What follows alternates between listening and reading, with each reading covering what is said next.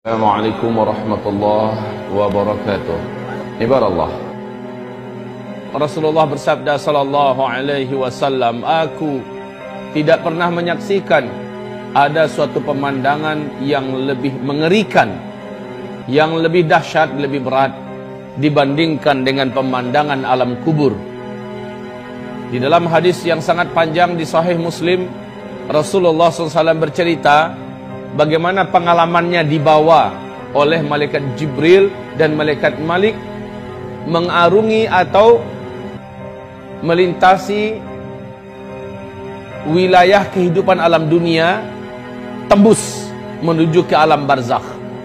Rasulullah melihat pemandangan-pemandangan. Makanya kata beliau dalam hadis pertama tadi, aku belum pernah menyaksikan ada pemandangan yang lebih mengerikan, yang lebih menakutkan, melebihi pemandangan alam kubur.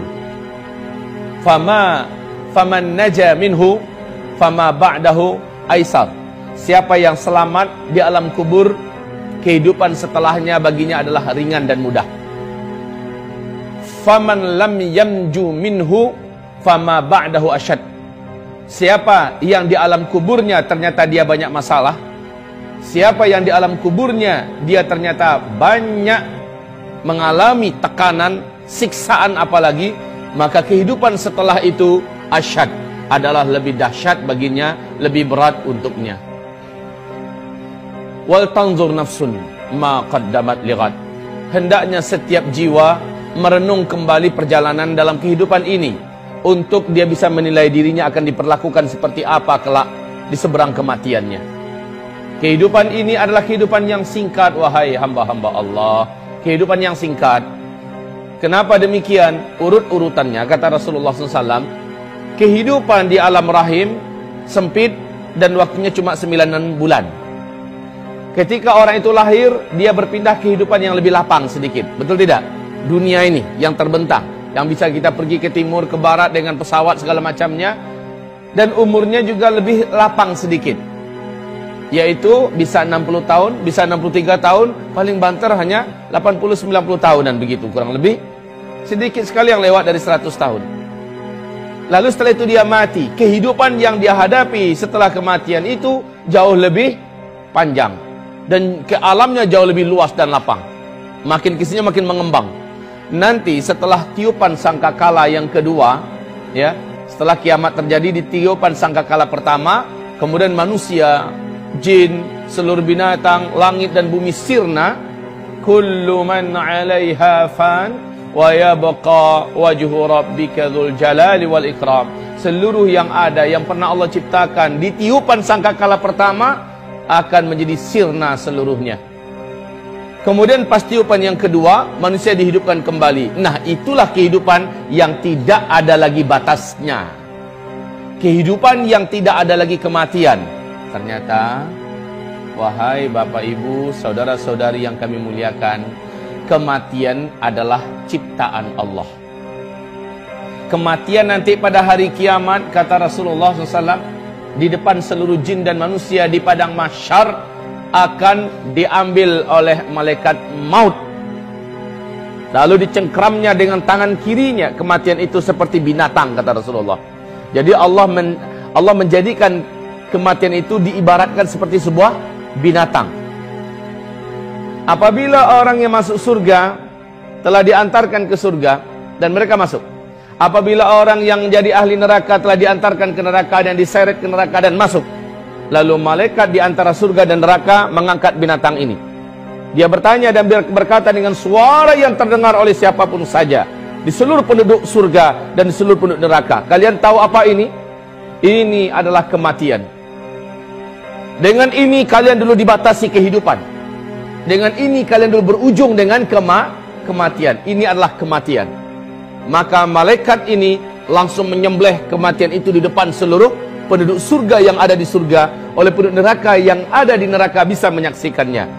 Maka setelah dia sembelih kematian itu, malaikat berkata, khuludun khulud lal maut. Sekarang kehidupan kekal, tidak ada kematian. Orang-orang yang hidup di dalam surga ragu, jangan-jangan hidup saya berakhir lalu berakhirlah kesenangan ini. Tidak perlu lagi kamu mengkhawatirkan. Kamu kekal di dalam surga, kekal. Hari demi hari yang kamu jalani di dalam surga lebih sempurna dan lebih enak daripada hari sebelumnya. Bertambah waktu ke depan, bertambah indah, bertambah enak, bertambah lezat, bertambah nyaman, bertambah bahagia di dalam surga. Dan kesedihan juga adalah makhluk, itu pun dibuang dan dimatikan oleh Allah. Tidak ada lagi kesedihan, tidak ada sakit yang dalam surga. Sementara yang di neraka, mereka berharap mudah-mudahan ada ujung dari kehidupan dalam neraka, yaitu kematian. Tapi setelah dia lihat kematian disembelih oleh malaikat maut, bahwa kematian sudah tidak ada, bertambah menjadi putus asanya ahli neraka. Gimana? Kalau seandainya bisa bunuh diri mati mah enak, ya kan? Dalam neraka bunuh diri mati, ya enak, lepas dari neraka. Ini malah nggak bisa mati. Ya Rabb, Ibarat ma'asyiral muslimin, apakah kehidupan yang sebentar saja di kehidupan dunia ini berhasil melenakan dan melalaikan kita? Rugi, Bapak Ibu, rugi. Hanya gara-gara uang yang tidak seberapa, emas yang tidak seberapa, menjadikan kita menipu, mencuri, merampok, membunuh, melakukan kezaliman, menjadikan kita melakukan berbagai macam perbuatan riba dan segala macamnya. La haula wala quwata illa billah. Ibarat ma'asyiral muslimin wal muslimat. Pembahasan kita terakhir di Masjid Al-Bina dulu saya ingat, yaitu tentang perjalanan roh, dan ini sudah selesai. Perjalanan roh, bagaimana dia dicabut dan seterusnya. Kemudian kita menceritakan tentang pengalaman Nabi, apa yang beliau saksikan di alam kubur, bahwa pemandangan yang ada di alam kubur kontras habis dengan pemandangan yang ada di Malaul A'la. Malaul A'la adalah tempat rohnya orang-orang beriman, orang-orang soleh, dibawa membumbung ke langit, disimpan di sana. Di mana? Di salah satu di antara taman-taman surga. Sehingga Rasulullah bersabda, sesungguhnya kuburan itu untuk orang beriman adalah raudhah min riyadil jannah. Satu taman di antara taman-taman tempat transit kita loh Pak. Orang beriman tempat transitnya menjelang sangkakala pertama ditiup, yaitu di taman surga. Belum masuk, baru sebatas tamannya doang, ya, belum masuk lagi ke surga, karena masuk surganya ntar habis tiupan yang kedua, ya, kita dibangkitkan, urusan padang mahsyar selesai, kemudian kita digiring menuju ke titian. Apabila selamat di titian, kita nyampe di seberang, dibukakan pintu-pintu surga, masuk, baru setelah itu halal bagi kita masuk surga. Menjelang kiamat, yang terjadi bukannya masuk surga dulu, tetapi diletakkan di wilayah transit, yaitu salah satu taman di antara taman-taman surga.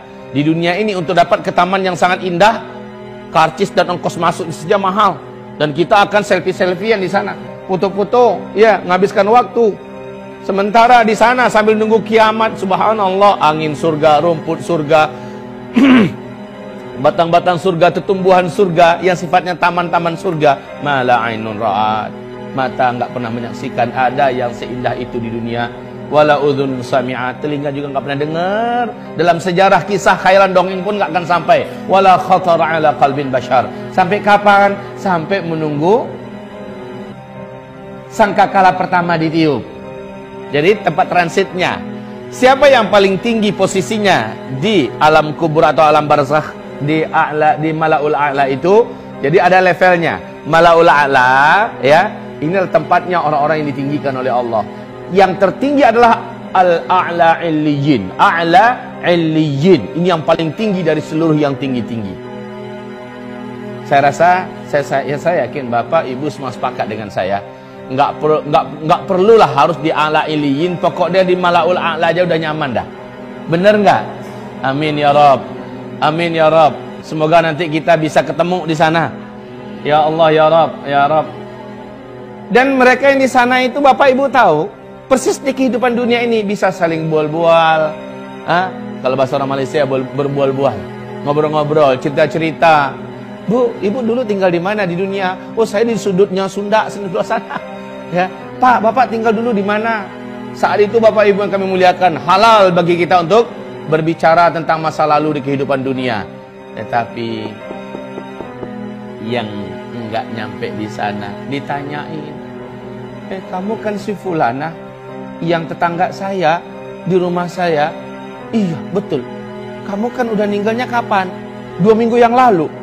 Masya Allah, kok saya nggak tahu ya? Kamu aja yang sibuk. Terus, anak-anak saya gimana? Pas kamu tinggalin. Loh, nggak ketemu sama kamu? Enggak. Anak kamu udah meninggal duluan sebelum saya, 3 bulan yang lalu. Dalam tragedi kecelakaan. Lalu dicari database-nya. Gitu loh kita nanti di Mala'ul A'la, dicari database-nya. Kok anak saya nggak ada, di mana posisinya? Maka tahulah orang tua atau kita yang sudah meninggal dan letaknya di tempat yang mulia itu, anak kita bukan di situ tempatnya, tapi di mana? Asfalas safili.